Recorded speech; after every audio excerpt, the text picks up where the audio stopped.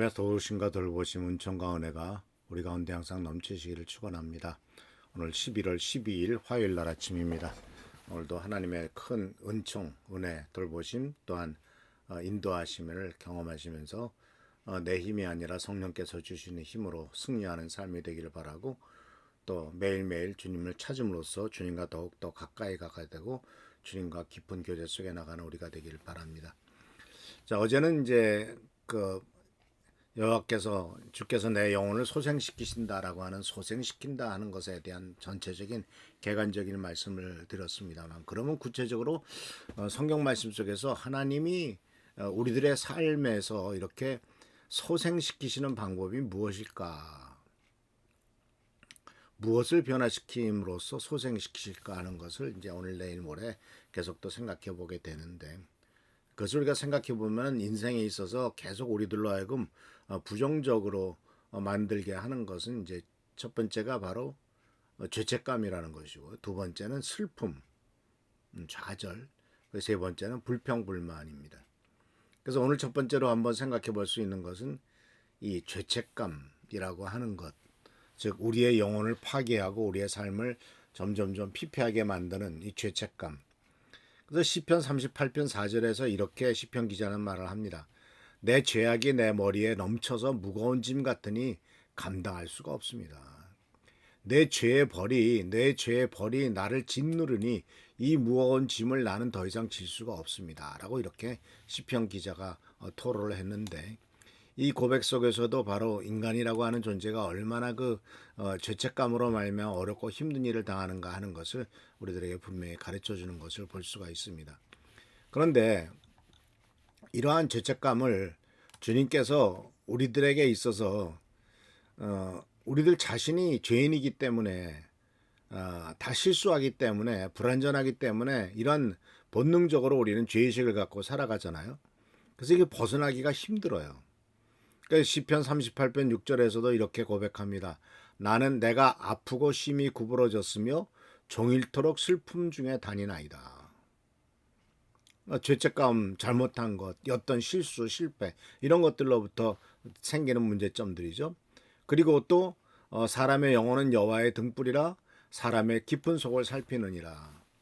그러니까 아무리 잘 나가는 사람, 아무리 정말 세상에서 성공했다고 하는 사람이라 할지라도 여호와 하나님 앞에 내 자신을 돌이켜 본다면은, 정말 내 속을 살펴보면은 정말 얼마나 부족하고 연약하며 씁쓸한 것이 많이 있겠습니까?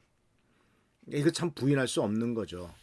그런데 많은 사람들이 그런 것들을 극복하기 위해서 과거를 없애는 것처럼, 없는 것처럼 생각하고 마음속에 이런 것들을 다 지워버리려고 하고, 그렇지만 그렇게 해서라도 합리화시키고 다른 사람을 비난을 하고, 또 모든 사람이 다 그러니까 뭐 그게 뭐가 문제야 이런 식으로 얘기할 수도 있겠습니다만은, 그러나 이러한 모든 어떠한 방법도 우리들 마음속에 있는 나는 부족하다, 연약하다, 나는 죄가 많다라고 하는 죄책감을 벗어버릴 수가 없습니다.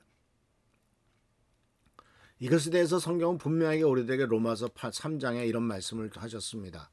모든 사람이 죄를 범하였습니다. 그래서 사람은 하나님의 영광에 못 미치는 처지에 놓여 있습니다. 자, 여기 모든 사람에는 우리 모두가 포함돼요. 나도 포함되고 여러분도 모두 다 포함됩니다. 그러니까 죄 짓지 않는 사람이 없다라는 거죠. 그러니까 여기서는 사실은 조금 위로가 되기도 합니다. 왜 나만 그런 건 아니구나. 모든 사람이 다 절망감과 좌절감과 미래에 대한 불안감과 이런 것 가운데 살아가는구나. 그렇게 우리가 조금 위로를 할 수가 있지만, 모든 사람이 다 죄를 졌다고 해서 그냥 괜찮아 라고 말할 수는 또 없는 것 아니겠습니까? 그런데 해결책을 23절에서는 모든 사람이 죄를 범하였기 때문에 하나님의 영광에 못 미쳐서 천국에도 갈 수 없고 계속해서 실망과 좌절감 속에서 밖에 살 수가 없다라고 이렇게 얘기를 하면서 하였지만, 그러나 그 다음 구절이 은혜죠. 그러나 사람은 그리스도 예수 안에 얻은 구원 또는 속량으로 말미암아, 죄 용서받음으로 말미암아 하나님의 은혜로 값없이 의롭다는 선고를 받습니다. 그 상황은 그래요. 모든 사람 우리가 다 죄를 졌어요. 그런데 예수님 안에서 그 용서를 받았다는 거죠. 구원을 받았다. 속량, 대가를 예수님이 대가를 치렀기 때문에 그 안에서 다 해결을 받았다는 거죠. 그래서 값없이 의롭다라고 하는 선고가 있었다. 선고란 단어를 썼습니다. 선고는 어디서 쓰는 겁니까? 법정에서 죄를 졌을 때 이제 재판관이 판사가 마지막 선고를 내리죠. 선고할 때는 주문이라는 단어를 쓰더라고요. 주문 해가지고 이렇게 쭉 이유를 설명한 다음에 피고는 이렇기 때문에 무죄다라고 하기도 하고 그렇기 때문에 이러이러한 죄를 졌고 이렇기 때문에 피고 누구누구는 10년형에 처한다. 이렇게 이게 바로 선고죠. 그런데 이 성경 말씀은 예수 그리스도 안에서 얻은 믿음으로 구원으로 말미암아 값없이 의롭다라고 하는 선고, 하나님의 재판정에서 의롭다라고 하는 선고를 받았다라는 거예요. 그래서 이게 바로 기독교의 가장 근본적인 진리는 예수 그리스도께서 우리가 지은 모든 죄에 대한 대가를 지불하셨다는 거죠. 과거에 지은 죄뿐만 아니라 앞으로도 지을 죄, 그리고 모든 실수, 후회하게 될 모든 것에 대한 대가가 이미 지불되었다라는 겁니다. 좀 믿기 힘든 일이죠. 또 이것이 또 가져올 수 있는 어떤 왜곡적인 것도 있을 수가 있죠. 무슨 얘기냐면 미래 지을 죄까지 다 용서받았다면 뭐 아무렇게 죄를 져도 상관없잖아. 이렇게 생각하면서 살아가고 그렇게 주장하는 것도 있죠. 그게 이제 일종의 구원파라고 하는 이단이죠. 그런데 어쨌든 사실은 그렇습니다. 예수님께서는 이미 지을 죄까지도 용서를 해 놓으셨기 때문에 내놓으셨다. 그렇기 때문에 이건 죄책감 속에 살아갈 필요가 없고 그 은혜 속에서 살아가야 된다라고 하는 것이 주장이지 다 용서해 놓으셨으니까 이제 마음대로 죄를 져도 된다. 그런 뜻은 아니다라고 하는 것이죠. 그래서 주님께서 어쨌든 오늘 말씀은 우리들에게 이와 같은 용서를 베푸셨고 우리들에게는 더 이상 죄책감에 시달려서 살아갈 필요가 없다라고. 예수 그리스도께서 우리 죄를 위해서 십자가에 달려 돌아가셨다는 것을 믿음으로 말미암아 이루어지는 것이다. 하나님 앞에 기도 많이 해서 되는 것도 아니고 뇌물을 써서 용서받는 것도 아니고 흥정하는 것도 아니고 예수님이 우리 죄를 위해서 십자가에 달려 돌아가셨다는 것을 믿음으로 받아들이기만 하면 된다. 그렇기 때문에 바로 예수 그리스도 안에서 얻는 것이다라고 하는 이 선물을 우리들에게 분명히 말씀하고 있죠.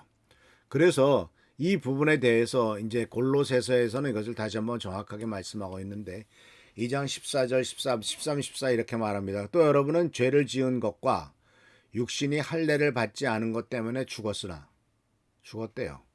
하나님께서는 여러분을 그리스도와 함께 살리시고 우리의 모든 죄를 용서하여 주셨습니다. 과거 형태죠. 용서해 주셨대요. 하나님께서는 우리에게 불리한 조문들이 들어있는 빈 문서를 지워버리시고 그것을 십자가에 못 박으셔서 우리 가운데서 제기해버리셨습니다. 빈 문서, 우리가 지은 모든 죄악의 명령이 다 들어져 있는 것을 십자가에 못 박으셔서 다 태워버리셨고 이제 십자가에 못 박아서 다 없애버렸다. 우리의 모든 죄가 완전히 지워졌다는 말은 우리의 모든 죄가 다 제거됐다는 말이죠. 완전히 용서되었다라고 하는 것이죠. 그래서 사랑하는 성도 여러분, 그렇기 때문에 우리들은 더 이상 죄책감 가운데 살아갈 필요가 없습니다. 왜? 예수께서 갚으셨기 때문에. 우리들은 나에게 청구서가 날아왔을 때 그것을 갚고 난 다음에는 그거 다시 걱정하는 사람 없죠. 갚은 것은 이제 끝난 거기 때문에 그렇죠. 그래서 사랑하는 성도 여러분, 우리가 용서받은 죄를 가지고 괴로워할 필요가 없습니다. 용서받은 죄를 다시 끄집어내서 다시 용서해 주십시오 하지 말고 내가 용서받은 사람으로서 이제는 하나님의 뜻에 합당하게 어떻게 살아갈 것인가 하는 것을 해야지 내가 용서받았으니까 이제 마음대로 죄를 져도 돼. 그렇게 생각해서는 안 될 것이고 또 항상 은혜 가운데서 살아가는 우리가 되어야 될 필요가 있습니다. 그래서 절대로 우리들이 죄책감 가운데 더 이상 살아갈 필요가 없습니다. 좌절과 절망 가운데 살아갈 필요가 없습니다. 예수께서 모든 것을 치르셨기 때문입니다. 그래서 주님께서 우리들의 속에 있는 모든 죄책감을 제거하시고 이제 우리들로 하여금 회복시키시며 축복하셨다는 사실을 기억하시면서 이것이 바로 우리들의 영혼을 소생시키는 첫 번째 단계다 하는 사실을 기억하시면서 소생된 영혼답게 새로운 힘과 능력으로 살아가는 우리 모두가 되기를 축원합니다. 기도하겠습니다. 오늘도 주님께서 우리들에게 모든 죄책감을 사하시고 용서하시고 내 힘과 내 능력이 아니라 예수 그리스도의 보혈의 능력으로 모든 것이 다 정리되었음을 깨닫게 하신 것을 감사드립니다. 그러나 우리가 믿음이 없어서 여전히 내가 뭔가를 해야만 용서를 받을 것 같은 생각을 하지만 우리 애가 아무리 수고하고 노력한다 한들 우리가 지은 잘못과 과거를 다 정리할 수 없는 줄 압니다. 오직 예수 그리스도의 보혈의 능력으로만 이것이 가능하다고 말씀하셨고 또한 우리가 그것을 믿사오니 주여 우리를 도와주셔서 더욱더 그 깊은 믿음 가운데서 예수 그리스도의 보혈의 능력으로 승리하는 삶, 복된 삶 살아가도록 인도하여 주옵소서. 그리고 아버지 하나님께서 주신 은총과 은혜 가운데 살아가도록 하시고 육신의 유혹과 죄악의 유혹에 넘어가지 않도록 주여 축복하여 주옵소서. 오늘도 함께 하시고 지켜보살피시고 축복하시고 채워주시길 바라고 예수 그리스도의 이름으로 감사하며 간절히 기도하옵나이다. 아멘. 주께서 축복과 능력으로 함께 하시길 축원합니다. 교회와 나라 민족을 위해서 또 우리 한은조 선생님과 최준교 장로를 위해서 김찬임 자매를 위해서 또 많은 성도들을 위해서 또 수술에 회복 주신 이계순 권사님을 위해서 많이 기도해 주시길 부탁합니다. 할렐루야 축복합니다.